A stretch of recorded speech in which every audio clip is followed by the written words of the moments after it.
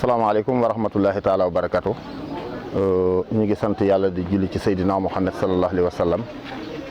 di jiital ci nuyoo bi Baye Abdourahim Seck xalifa généralu Thiénaba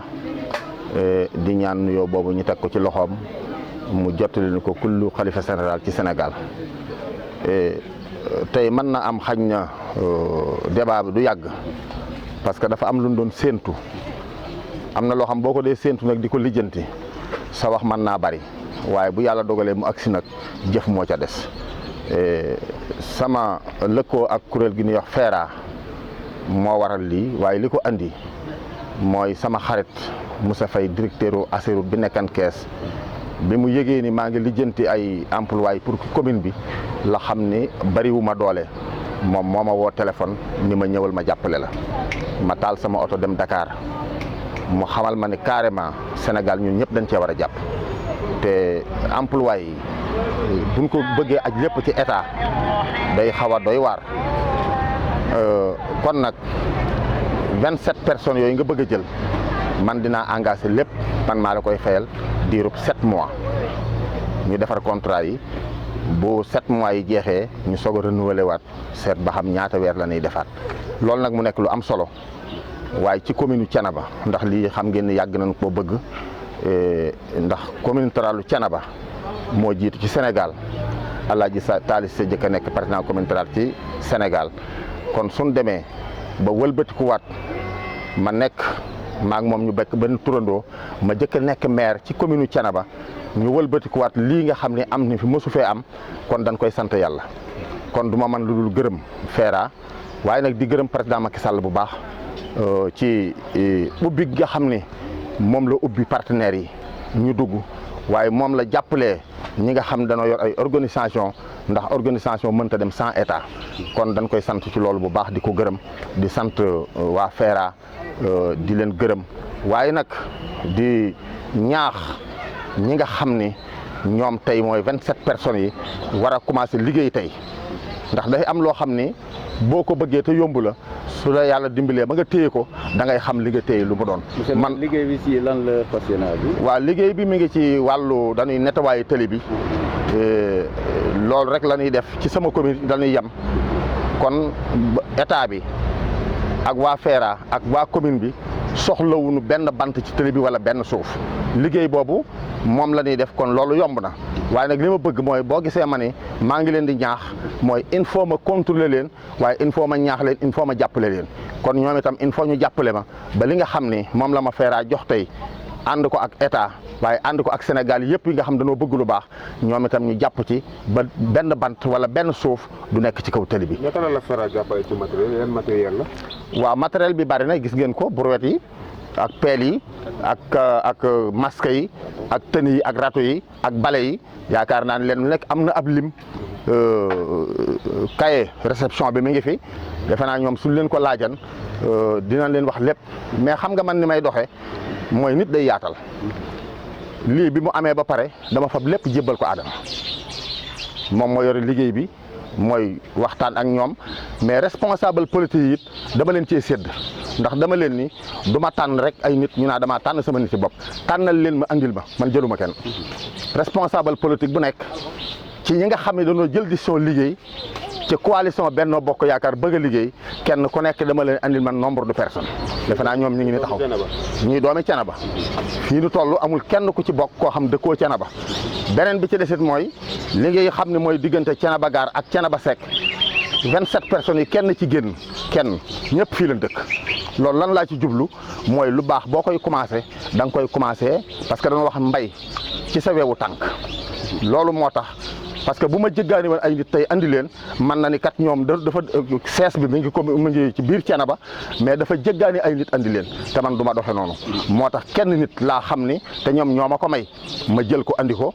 jàpp naa ni kon loolu lu baax la kon ñoom itam dama leen di sant bu baax di leen gërëm te di leen yaakaar nag parce que liggéey bi mëna lu ma ko sama bopp kon su ma ko yëkkatee teg ko ci seen loxo man jàpp naa ni daal liggéey bi dina aw yoon. ren nawet bi macha allah bare na ndox ndax suuf si faral di rogalaan di ñëw yooyu du métti liggéey bi beneen bi aussi ndax si sa commune amul ñoo xam ne taw bi amoon na peut-être indil na leen yenn jafe-jafe. waaw axa kay am na fi waaye jafe-jafe sant yàlla la ndax ñoo ko doon ñaan nag parce que at yi yëpp dégg ngeen bu ndox ñàkkee ñuy dem ci kilifa yi ni leen nan leen ñaan nit ñiy baaw naan kilifa yi nag kilifa yi aada yi ak kilifa yi adduna yi ñoom ñoo ko bokk waaye way gëm yi it kilifa yi diine yi am na mais kilifa yi labbe bi am na kenn ku ne ñaan naan ndax ndox am mais liñ doon ñaan moo nungu ndox am bi ndox amee nag am na lu mu yàq waaye li mu yàq nag dañ koy muñe li mu ko defaree am naa fi li commencé kër Mbaye Gueye jàpp Bangaaj ba kere ngay dem kër Yaaba jàpp Kelle dëkk yooyu yëpp ba dal jàmm ba jaayaan teen yëpp yàqu na te teen yooyu moom lañ doon defee sardin mais nag bind na pour état bi jéem cee jàppale nu te ñoom itam ñu am loo xam mën nañ koo suturloo parce que am na ñoo xam du ñu bay mbayum nawet mbayum noor rek la ñuy bay te la ñu yaakaaran yàqu na beneen bi ci des mooy li nga xam ne moom la ñu ji ci dugub ci gerte ci ñambi ci ñebbe lépp baax na kon loolu ñu ngi koy sant yàlla kon bu fekkee mbënd mi dafa am ñu mu laal ñooñu yéenewuñ leen ko ñu ngi leen di massawu waaye nag ñaana nangu te li ci ëpp lépp mooy yoonu ndox yi dafa am ñu fi dëkk bi ñu fa dëkkee nag yàlla dogal ndox mi dem ba mënatu la dem kon ñooñu baare yoonu ndox yi il faut ndox mi fees bu feesee ba amatul fu mu jëm mu laalaale ñu ci des moo tax maa ngi ñaan ñu contrôler parce que bu nawet amul wala décor am ndox mi day war gis ngeen buntu maire bi même buntu maire bi ay at a ngi mëstata mais ren dafa fees dell ba fi ñu toll incha allah maa ngi fësal yéene bala noo àggaat ci nawet man ma defar ko. merci jërëjëf. La commission des finances, le chef de cabinet aussi du maire de Thiénaba. Dis-nous comment est né ce partenariat avec le fonds d'entretien routier, disons, autonome du Sénégal, le FERA, avec la commune de Thiénaba. Voilà, donc nous remercions déjà l'État du Sénégal à travers le président Macky Sall pour cette coopération avec le FERA, le fonds d'entretien routier autonome du Sénégal, qui a su appuyer la commune de Thiénaba pour le recrutement de 27 agents, dont 2 superviseurs et 25 agents de terrain, manœuvre. Donc voilà, et nous avons aussi reçu du matériel de la part du FERA, du matériel d'une valeur de 4 millions de francs, qui sont composés de brouettes, de pelles, de râteaux, de balais, de gants et de gilets. Et je crois qu'il y a 35 brouettes, il y a 60 gants, 60 gilets, il y a eu aussi 40 balais, 40 râteaux, 50 pelles rondes et 50 pelles bêches, 27 vêtements de travail personnalisés, et il y a eu aussi 100 masques. En plus aussi il y a eu des balises, 40 balises. Donc ça c'est le matériel qui nous a été destiné pour le travail. Donc c'est quoi le travail ici dans la commune? Le travail c'est un peu de comment dire, déterrer un peu, d'enlever les terres et les herbes qui sont autour un peu au bord de la route. Donc le désensablement et l'entretien aussi des routes qui se trouvent au niveau de la commune de Thiénaba. Et le message à l'endroit de ces agents, c'est quoi? Le message c'est de faire correctement le travail et de respecter les heures. Et de faire le travail correctement pour que le partenaire puisse après renouveler leur contrat. Parce que le contrat est renouvelable après 7 mois, Inch'Allah. De l'autre aspect, l'inondation de cette année a impacté beaucoup de localités au Sénégal. Quelle est la situation au niveau de Thiénaba? Au niveau de Thiénaba, bon, on peut dire que la situation est un peu stable, à part que, par exemple, dans la vallée, un peu ici, vers Bangaaj, Keur et autres, il y a des puits qui ont été vraiment détériorés et ça, je crois que c'est le grand problème dans notre zone. Mais à part ça, nous remercions Dieu parce que les cultures, machallah, sont bonnes et nous demandons la prospérité, alhamdulillah. Le maire également a un projet vraiment de faire ici la devanture de la mairie qui a été un peu affectée par ces inondations. Effectivement, il y a eu beaucoup d'eau cette année et vraiment le maire a décidé, Inch'Allah, de refaire la devanture de la mairie en amenant peut-être du gravat et tout ça et pour un peu embellir la zone et en faire en sorte que, Inch'Allah, quand il y aura encore de fortes pluies, nous n'aurons plus de ces inondations-là. À quand le démarrage des travaux pour ces agents-là? Aujourd'hui même, on va démarrer aujourd'hui chez le marabout, Inch'Allah, on va démarrer. Oui. Inch'Allah, on va démarrer chez le marabout. Ils avaient déjà commencé, certes, c'est vrai, ils avaient déjà commencé, mais aujourd'hui que le matériel est sur place, je crois que le travail sera beaucoup plus encore. Alors comment vous avez fait pour procéder à la sélection des agents? À la sélection, nous avons demandé aux gens de déposer des demandes. Et on l'avait affiché ici et les gens sont demandés. Et nous avons sélectionné, il y avait une commission et ils ont sélectionné 27 agents. Et ces 27 agents sont là aujourd'hui. Il y a des femmes, il y a des jeunes filles, il y a des hommes qui sont là et qui veulent faire le travail, Inch'Allah. Sans considération politique? Sans considération politique, sans considération politique parce que je crois que quand les gens se demandaient, nous ne savions pas qui est qui et nous avons fait la sélection et voilà, c'est ça. D'accord. Merci beaucoup. Merci. Rahmatullah wa barakatuhu. Baye Abdou ñu ngi lay ziyaara di la nuyu te di la ñaanal yàlla wér-gi yaram fan yu yokku nga yàgg jiite te foo geesoo gis ñu sa mbootaay yàlla jàpp ci ba fi nga bëgg ci teraanga ak yiw dëkk bi egg man damay benn jëwrin di surgëb dëkk bi lii ñu ma dénk ci loxo maire bi maire Talla Diagne jiite ko ndax damay wax souvent ne jëmm ju ne daa am bopp moom mooy maire bi waaye ñoom aadami ñoom Gora Diagne ak xale yi koy jàppale ak Alpha Jamale nga xam ne du tàyyeel bërki démb bi ñu ma woo daa fekk ma génn waaye yàlla dogal ma yabal sëb sët Fat Siré Congan mu ñëw taxaw fa taxawaay bu rafet Alpha Jami réceptionné lépp teg ko bagage yi ni mu ware ba bi ma ñëwee awma ci lu may xel ñaar ñun nag liggéey lañ ñu sant ñun ñii ay nawle lañu amul góor amul jigéen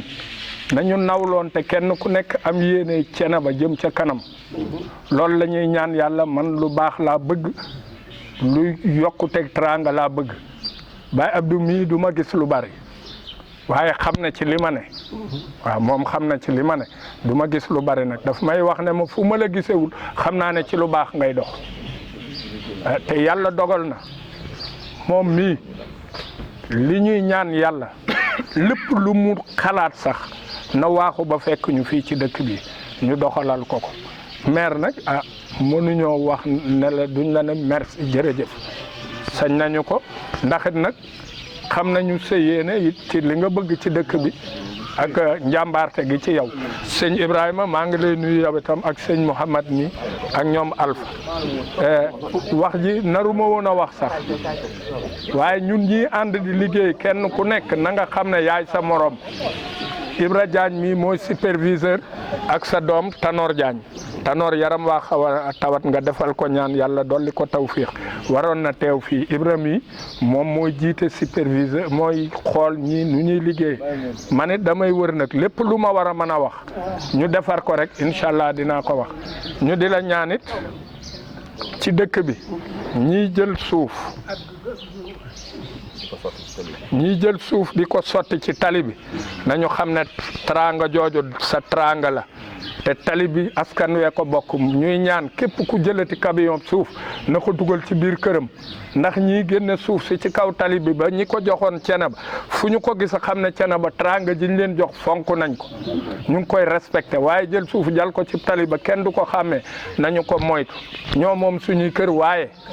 dëkk bi ñun ñëpp a ko bokk kenn ku nekk na fexe mu baax ba président ku fi ñëwati na Baye Abdou sa dëkk bii day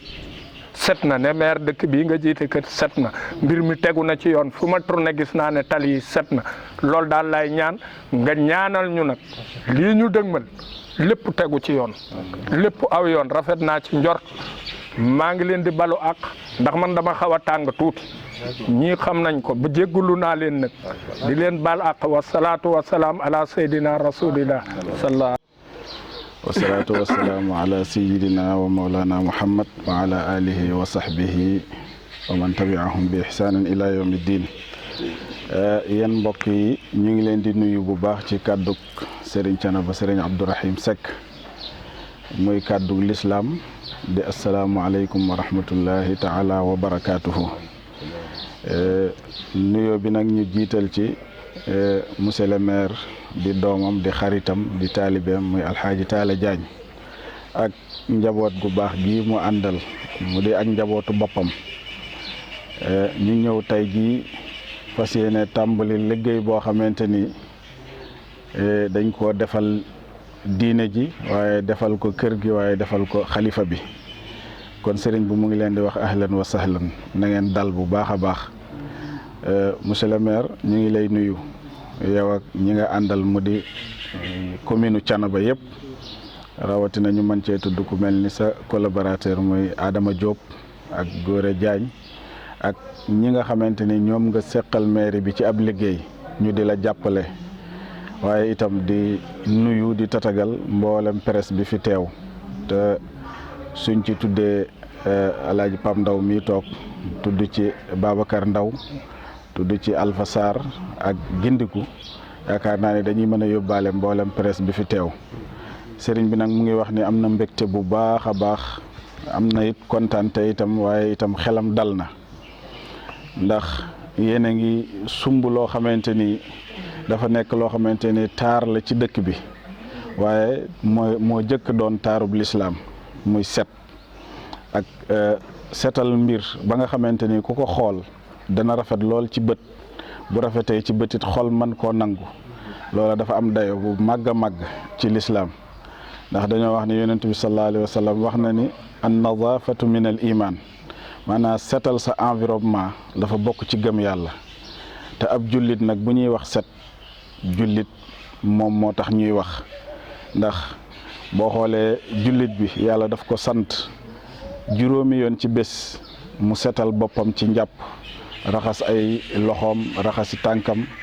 raxas ay bakkanam loolu dana ko def gën gaa néew juróomi yoon ci bés kon yàlla moo fonk nit dafa war a set ba pare sellal boppam waaye du yem ci jëmmam rek waaye environnement bi muy dund da ko war a setal ba ku xool rek xolam dana sedd te loolu gis na ni yéen a ngi ciy def ay jéego ànd ko ak seen kilifa gi loolu itam nekk bëgg-bëggu sëriñ bi ndax kilifa la goo xamante ni képp ku ko jigee rek di nga xam ni boroomi ambition yu mag a mag la te ambition mi yëpp bi ci gën a rëy mooy Thiénaba ndax mooy ndono li nga xamante ni moom lañ ko doon na leel mu doon ko donn mu doon